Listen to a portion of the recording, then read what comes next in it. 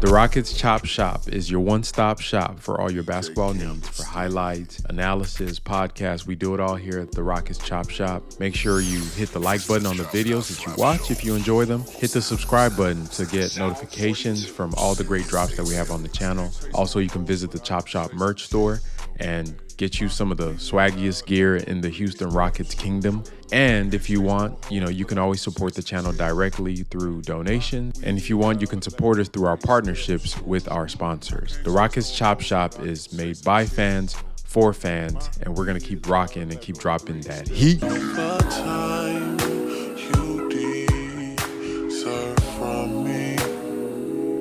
This is something I know. What is up, Chop Shop gang? This is going to be a quick breakdown of the New Orleans Pelicans versus the Houston Rockets preseason game coming up. Very interesting game because this is a team that we've struggled with in recent times, and obviously, we played them 4 times last year, and they beat us 3 out of those 4 times. But one of the times that we actually were able to win was on a Jabari shot. So a tough team for us. The Pelicans come with a lot of length at multiple positions.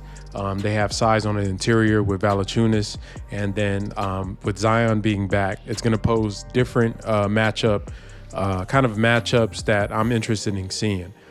So across the board, there's a lot of interesting matchups, some things I've kind of learned over the past 2 years about how we match up with the Pelicans. We play them so much. I'll go through a little bit of that. So just going through the matchups, the number one matchup is going to be Jalen Green and CJ McCollum. Jalen is really, really, really cooking CJ in the series overall on both ends of the court. He really plays a great on-ball defense against CJ. One of the few players in the league. There's a couple players, those smaller guards, Jalen usually does well against them. The ones that use quickness and shiftiness as their superpowers, right? They try to use their speed. He is just as fast and athletic enough to stay in front of him, so that really doesn't really bother him, and they're not strong enough to bully him like some of the bigger players do. So this is something that I think Jalen usually wins this matchup.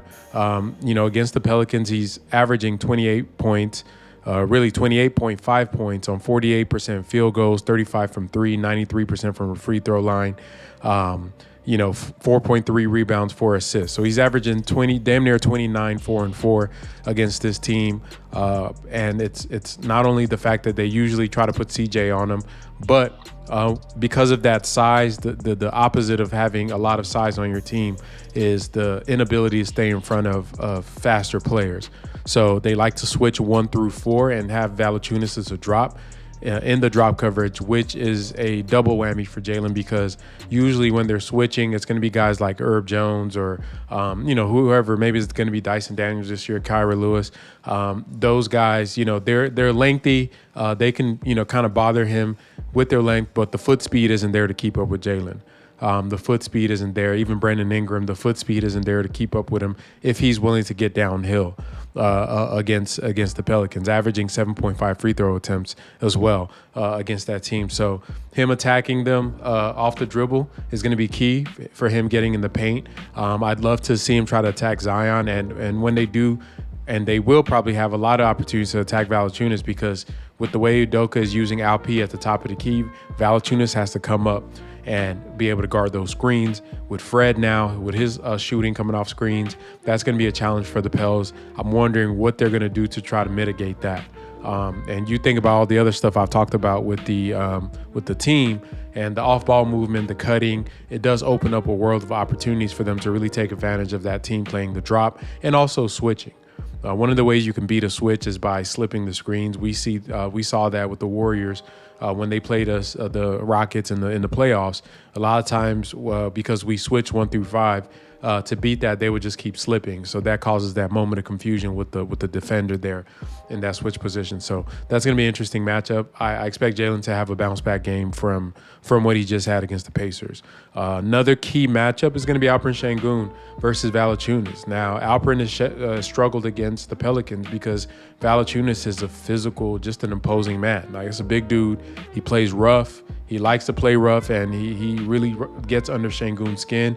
We've seen him almost come to blows a couple times. So that's going to be a matchup. And I think this year, this is just some of the stuff that I want to see from Alp growing up in the NBA. There's some centers that give him a lot of fits because of their physicality. He needs to be able to match that. Jonas is not somebody he's going to be able to just bully in the post. So I think this is where what Coach Udoka was saying after the press conference of him being able to stretch the floor is going to cause issues because, like I said, Jonas plays the drop. So if he's going to drop, Alp, you got to take your threes, bro. So I expect him to take at least 3 or 4 threes in this game because they're going to be there. The opportunities to shoot are going to be there. And if he starts doing that, then he can force the issue with the switches from teams where they have to think about possibly keeping a small on him. Then he can get into his post back on smaller players. But he has to take those shots, stretch the floor. Then that puts more pressure on the defense to try to guard him at 3 levels, whether it's him getting in the mid-range with his floaters, getting to the back to the basket game where he can facilitate out of the post, or, like I said, hitting those threes. And the 2-man game with him and Jalen and doing some of those actions off of that, when you can shoot that shot, it really does open up a whole world of offense for them. So that's going to be an interesting matchup, him and Jonas, and him being able to play him on defense. This new invigorated Sengun on defense, I'm curious to see how he does against the Pelicans. They usually pick on him, especially CJ. CJ and Brendan, they pick on him because Sengun plays in this, when he plays the drop, usually he finds himself in no man's land where he is dropping. He's trying to protect the basket. When those guys start driving, there's a soft spot in that little space in between him, the basket, and where the ball handler is. And we saw that a lot with the Pacers. Guys were hitting their floaters, getting into the mid-range back. CJ McCollum will kill you from that range. So just like Coach was saying, you got to be up on those screens. You almost have to treat CJ like you would Steph, but not at the three-point line, but in the mid-range. So that means you're going to be a little higher up on that screen. So when he starts driving downhill, you got to be able to put a body on him. Now, I love what Coach Udoka said to the media today after practice. Now, this is something that I've been talking to you guys about for about a year and a half or 2 now. When I kept on saying, like with Sengun's defense, it's really hard to assess what kind of defender he is. Obviously, he has major flaws in rim protection and a lot of the stuff on the perimeter. But in between, he's pretty okay. But it was really hard to assess his defense playing the drop because the drop is a team concept. And I love what Coach Udoka said when he said that the onus for the team is on the guards and the wings getting around those screens, because that center being there is to help them out. That's not to help Alp. So if there's a shot coming off a screen and it goes in and the center's in a drop, it's not the center's assignment. The center's assignment is the other center. So I think y'all's perception of the drop defense has been skewed, and I'm glad he was able to clarify that. The onus is on the guards guarding the ball handler or the wing, whoever that is, the perimeter player, to fight around that screen. And we have guys that struggle getting around screens. Well, we had guys with Jalen and Kevin Porter and some of our other guards. But, with Fred and Dylan, you're going to see it different because you're supposed to be on that hip of that ball handler so they don't feel comfortable pulling up for a shot. But that takes a lot of effort and having the right technique fight around those screens. So that's going to be something to watch for, that screen fighting. And you can't blame the big man that's trying to help you out while you get back in position. So love that quote from Coach. But I do want to see how Alp performs against Jonas, a big bully center, which can match his physicality. And then, if he can stretch the floor and use some of the new weapons that we have, I think he'll be fine. For Jabari Smith, I think he really, I think overall, he's up and down with the Pels. They have players that he could take advantage of. To me, everybody on their roster, he could probably bully. And with his new strength, I want him to punish anybody that is not anybody, actually. You think if you put a big man on him, he could stretch him by getting to the perimeter. All their players, he could do something with them, whether it's posting them up or bringing them out. And I want everybody on the team to attack Zion. Zion is not a great defender. He's not a great defender. He can be a great, weak side shot blocker, but his change in direction, once you get him going one way, he's cooked. So I want all our guards, Fred, Jalen, Jabari, Sengun, attack Zion and get him moving, backpedaling, so you can take advantage of his stiffness when he's trying to play defense. So I think Jabari should fare pretty well against them. He's only averaged 10 points, Not really much, shooting 36% from the field, 17 from three. But Zawaz Jabari was just trash all last year. Hopefully, his new form is going to be something that translate. Tari Eason's being Mr. Reliable, Mr. Consistent. He's one of the few players that's been a plus in our series, him and Jayshawn Tate against the Pelicans. He's just going to keep doing what he's doing. 7 points for Tari in that series and 3.5 rebounds, but he's been a plus. I think he's one of the guys you're going to see guard Brandon Ingram, one of the bodies you can throw on him, Jabari. Dylan is going to have that task, so Dylan needs to stay in the game. So this is one of the perks of having Dylan Brooks on the team is you can throw him on a BI, right? He's one of those wing defenders that can guard the other team's best scorer.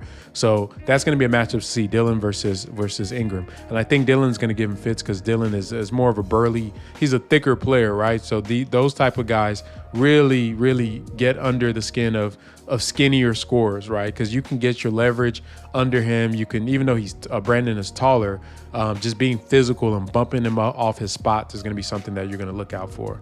For the young guys, Cam and Amen, just getting your feet wet, learning to play in the NBA. Love what I've seen from Cam, hustling. My three things for Cam, for him to have a successful year is going to be, it's very simple. Run in transition, hustle on both ends on the court, and hit your open shots. That's all he has to do. All the other stuff he does well, he's dribbling, all that stuff is going to come over time. He just has to do those three things to be a plus on the court at all times, just by effort. And I think if he does that, he'll be fine. Amen Thompson, he's a wild card early on. I think he'll figure it out later. I am not worried anything about Amen Thompson. In fact, of all our prospects, I think he's probably one of the few short things, in my opinion, that we have, because his floor is to me is a championship starting point guard, right? And his ceiling is an MVP level player. That's just me. You could say I'm biased. This is what I see just based on his skill set and what he brings to the table, the mentality, all the stuff you've seen. For him, learn the NBA, learn your spots. He's a rookie. This is a regular rookie. And I love, like I said, he doesn't have to do anything spectacular. This is normal, and this is just the bumps and bruises. I mean, if you guys, I always challenge you, find your favorite player in the NBA that's not Michael Jordan or LeBron James, and go look at their rookie years. Go look at not only their rookie years, look at the first few months of their rookie seasons, how they shot, what their points were. Well, if you can find film, go watch them. So I don't give a damn who it is, Steph, Giannis. It takes time. So I think with the Rockets fan base, a little bit overreacted. Y'all need to chill out. Like, let these dudes, let them learn and grow.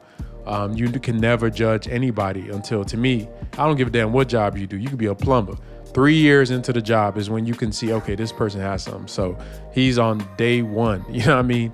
He was on day one. And, you know what I mean? So y'all just got to let him make it.